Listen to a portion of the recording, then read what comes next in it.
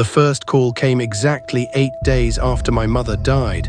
I remember the time because I hadn't really slept since the funeral. 2:17 in the morning. The entire apartment was dark except for the television flickering silently in the corner of the room. I was sitting on the couch staring at absolutely nothing when my phone started vibrating on the coffee table. At first, I ignored it. Nobody calls at 2 am unless something's wrong. But then I saw the contact name on the screen, and every part of my body went cold instantly. Mom calling, I just stared at it, completely frozen. The phone kept vibrating against the wood. Buzz, buzz, buzz. My brain tried rationalizing it immediately. Maybe someone had her phone. Maybe my aunt accidentally turned it on. Maybe anything except what my exhausted mind wanted to believe.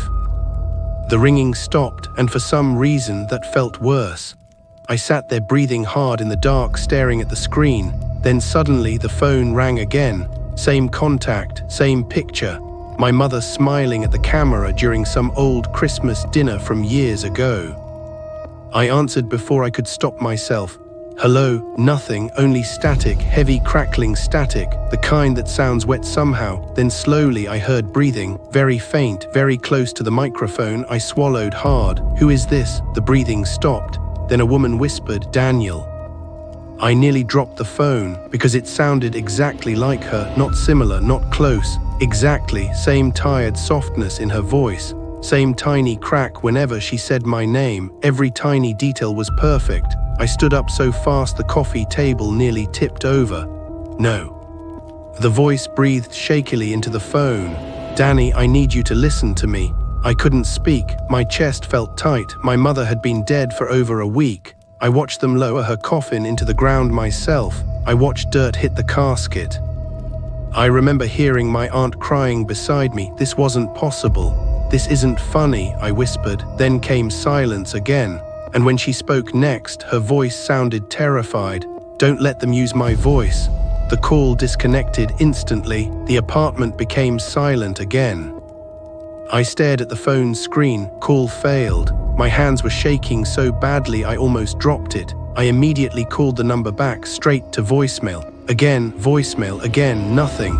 Then my phone buzzed with a text message from her number. Answer if I call again. I felt my stomach drop.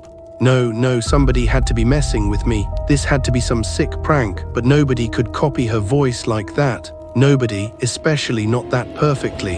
I barely slept that night.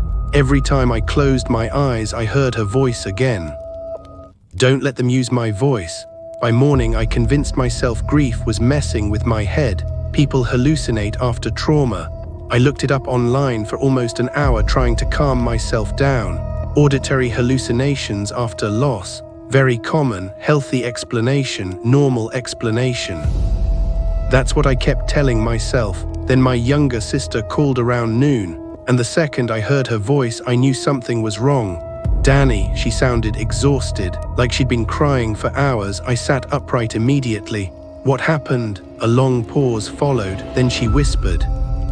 She called me too. Every hair on my arm stood up instantly. What? She called me last night. I felt cold, completely cold inside. What did she say? My sister started crying softly. She knew things. I didn't answer because deep down, I already knew exactly what she meant. She asked me if I was eating enough, Claire whispered. She mentioned my asthma medication. She asked if I still kept it beside my bed. My throat tightened. Nobody knew about Claire's medication except family. Then Claire whispered something else. Something that made me feel physically sick. She said she couldn't stay on the phone long because they were listening. Silence filled the line between us. Neither of us wanted to say what we were both thinking. Finally, I forced myself to speak. Claire, Mom's dead. I know that, she snapped so suddenly it made me jump. Then her voice broke completely. I know she's dead, Danny, I know. I closed my eyes hard, trying to think, trying to stay rational. This is probably some AI thing, I said weakly. Voice cloning or something. But even as I said it, I didn't believe it, because AI can imitate a voice. It can't imitate a person, not perfectly, not memories, not emotion, not the tiny pauses between words. Claire whispered something quietly. What? She knew about the dream. I frowned. What dream? The dream I had after the funeral.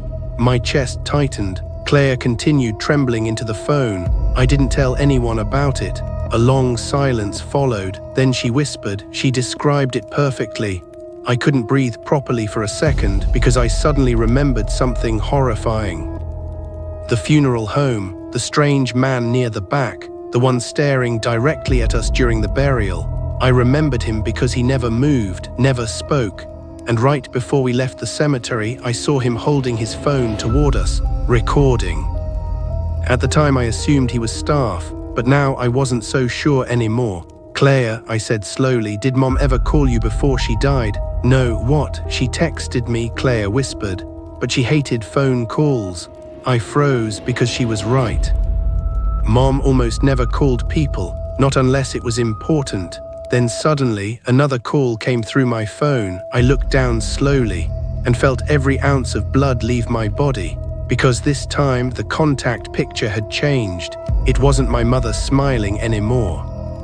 Now it was a dark, blurry image, like someone standing in a hallway, and underneath the contact name, I saw something that made my hand start shaking violently.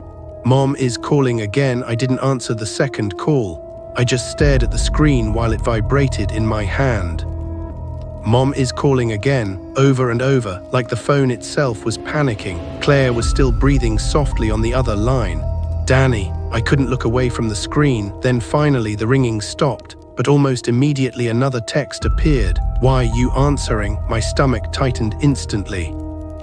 Because my mother never texted like that. Never, no punctuation, no emojis, nothing that sounded like her, just cold words. Watching, waiting. Claire whispered quietly, did it text you too? I looked up immediately. What do you mean it? But she didn't answer right away, and somehow that silence scared me more than anything else. Finally she whispered, I don't think it's her anymore. A chill crawled slowly down my spine. What are you talking about? Claire took a shaky breath. After the second call, it started sounding wrong. I sat down slowly on the edge of the couch. Outside my apartment window, rain had started falling again, soft at first, then heavier. The city beyond the glass looked grey and lifeless, almost empty. Claire continued speaking quietly. Mom kept asking weird questions. What kind of questions? Another pause, then she wanted to know if I lived alone. My grip tightened around the phone. She asked what time I usually sleep. A pulse of genuine fear moved through my chest now, not grief anymore, not confusion.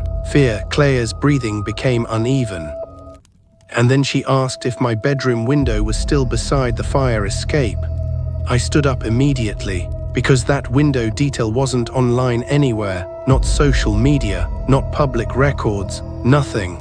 Only family knew where Claire's apartment bedroom was located. Claire, I said carefully, lock every window right now. I already did. Close the curtains too. They're already closed. Her voice cracked slightly. Danny, what? I think something's outside. I walked toward my own apartment window instinctively. Rain streaked down the glass. Streetlights reflected against wet pavement below. Everything looked normal, until I noticed the figure standing across the street, perfectly still, directly beneath the broken street lamp. Watching my apartment, I couldn't see its face clearly, only a silhouette, tall, thin, motionless in the rain, and somehow I knew it was looking directly at me. Claire whispered suddenly, it's calling again. I looked back at my phone. Another incoming call. Mom is calling again. The blurry contact image looked darker now, closer somehow. I immediately declined the call. Then another came, instantly, then another, and another. The phone vibrated non-stop in my hand like something desperate was trying to force its way through the screen. Then finally the calls stopped, and a voice message arrived, automatically downloaded. No audio length displayed, just a blank waveform. I don't know why I pressed play. Maybe because part of me still hoped it was really her. Maybe grief makes people stupid. The recording started with static, then breathing, slow, wet breathing. Then finally my mother's voice whispered softly, Danny, it found me. Every muscle in my body locked instantly. The voice sounded exhausted, terrified, like she was hiding somewhere dark. Then she continued, it knows how to sound like us now. The audio crackled violently. Somewhere in the background, I heard other voices whispering, hundreds of them layered together. Then my mother spoke again. "Don't tell it anything personal." The whispering behind her became louder now, closer, and suddenly another voice interrupted her. A man's voice, deep, cold, almost amused. "Too late." The message ended immediately. I nearly dropped the phone. Claire was crying softly now on the other line. "Danny, I got the same recording." The rain outside intensified harder against the windows. Thunder rolled somewhere distant across the city. And then my apartment lights flickered once, twice, then dimmed lower. That's when someone knocked on my front door. 3 soft knocks. My heart stopped. Nobody visited me, especially not unannounced, especially not after midnight. The knocking came again, slow, patient. Then a woman spoke softly from the hallway. "Daniel." I froze instantly because it sounded exactly like Claire. I looked down at my phone. She was still connected, still breathing, still crying quietly, which meant the voice outside my apartment wasn't her. Claire heard it too. "Oh my God." The voice outside the door laughed softly. Not normal laughter, a copy of laughter, like something practicing human emotion. Then it spoke again, still using Claire's voice perfectly. "Danny, let me in." I backed away slowly from the door, every instinct screaming at me not to answer. The thing outside scratched lightly against the wood, almost gently. "You always lock the chain first." My blood turned to ice because that was true every night. Since college, I always locked the chain before bed. Nobody knew that, nobody except. The thing outside whispered softly, "Mom told me." Silence filled the apartment. My breathing became shallow. The rain outside suddenly stopped, completely, like the entire world paused. Then every phone inside the apartment building started ringing simultaneously. Dozens of ringtones echoing through walls and hallways, different sounds, different voices. All at once, people answering, people crying, someone upstairs screaming, another apartment door slamming open. Then running footsteps exploded through the hallway outside. A man shouting, "Wait!" Another voice screaming, "That's not her." Then came a horrible sound, wet, violent, like meat hitting concrete. And suddenly, everything went silent again. The thing outside Daniel's apartment door stopped moving, stopped speaking, stopped scratching. Then slowly, very slowly, something slid underneath the crack beneath the door. A photograph, old, worn, rain-soaked. Daniel stared at it from across the room, his hands trembling because it was a family picture. Taken when he was 11, his mother smiling beside him and Claire at a lake cabin years ago. But something was different now, something that had never been there before. Standing far back between the trees behind them was a tall, dark figure, watching the camera, watching them. And on the back of the photograph, written in shaky handwriting, were 6 words. "I have been with you forever." Then Daniel's phone buzzed again. One final message from his mother's number, a live location, active now, updating in real time, and according to the map. His mother's phone was somehow inside his apartment. The live location kept moving, slowly, across the apartment. Daniel stared at the blinking dot on his phone screen while every nerve in his body screamed at him to run, according to the map. His mother's phone was somewhere inside the hallway leading toward his bedroom. Claire was still whispering through the phone, "Danny, what's happening?" He couldn't answer because he heard movement, soft footsteps, inside the apartment, not outside the door anymore, inside. The hallway light flickered once, then went dark. A second later, Daniel heard his mother humming softly from the darkness, the same lullaby she used to sing when he was sick as a child. Every hair on his arms stood up instantly. No, that wasn't possible. The humming drifted slowly closer through the apartment hallway. Gentle, almost comforting, then came her voice. "Danny." Daniel backed away slowly toward the kitchen. Tears burned in his eyes because part of him still wanted it to be her. That's what made this thing so dangerous. Hope. It used hope like a weapon. "Mom," he whispered before he could stop himself. The humming stopped immediately. Then the voice smiled. He could hear the smile. "You still answer to that." Daniel realized his mistake instantly. The thing inside the apartment had learned something new, his weakness. The hallway remained dark. But now he could hear wet breathing somewhere near the bedroom, close, watching him. Then his phone buzzed again, a video message this time from his mother's number. Daniel stared at the thumbnail. It showed his childhood home, the kitchen, dark except for one weak overhead light. He pressed play with shaking hands. The camera moved slowly through the empty house. Breathing echoed behind whoever held the phone. Then the camera turned toward the kitchen table, and Daniel nearly collapsed because his mother was sitting there, wearing the same grey sweater she was buried in, skin pale. Head lowered, motionless. The camera approached her slowly, then her head lifted suddenly, and Daniel felt absolute terror rip through him because her eyes were completely black, not possessed, not glowing, empty like holes. Then she spoke directly into the camera. "Danny, it wears us after." The lights inside the video flickered violently, and suddenly something moved behind her in the darkness, tall, too tall for the ceiling. Its head bent sideways unnaturally as it approached her chair. Then the recording glitched. Static flooded the screen, and Daniel heard hundreds of overlapping voices whispering together. "We learned from her first." The video ended. Claire was crying harder now. "Oh my God," Daniel could barely breathe. Then suddenly the thing in the hallway spoke again, but this time it wasn't using his mother's voice anymore. Now it was using his, perfectly. "Claire," it whispered through Daniel's own voice. "Open your bedroom window." Claire gasped in terror on the phone. "How is it doing that?" The thing laughed softly from the darkness, and Daniel realized something horrifying. Every voice it copied, it kept, stored somewhere inside itself, like stolen skin. Then the hallway light turned back on, and Daniel finally saw it standing there. Tall, thin, its body twisted unnaturally beneath wet, dark clothing. But the worst part was its face, because it couldn't hold one shape.